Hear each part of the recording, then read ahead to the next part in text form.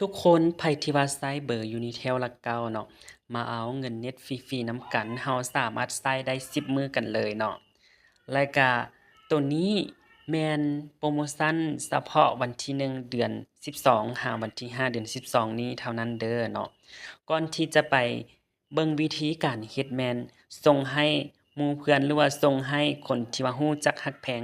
มาเอาเงินเน็ตฟรีๆนำกันเลยเนาะ ก่อนอื่นก็คือให้ทุกคนกดเข้าบอนข้อความเนาะกดเข้าข้อความแล้วซอกหา209เนาะซอกหา209หรือว่าของไผบ่มี209ก็พิมพ์ไม้บวกก็ได้ไปพิมพ์อยู่ไม้บวกเนาะพิมพ์ใส่ว่า209แล้วเราก็มีเพียงแต่ว่าพิมพ์ใส่ 50p เนาะเป็นตัวพิมพ์ใหญ่แบบนี้เด้อแล้วก็กดส่งไปเลย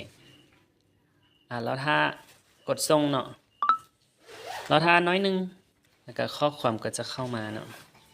โอเคได้แล้วเนาะ data ฟรีๆ10,000เมกะไบต์แล้วก็นำใช้ได้10วันแล้ววันนี้เราก็สามารถไปกวดเบิ่งได้ว่าเราได้แท้บ่เนาะเพียงแต่ว่ากดเข้าบอน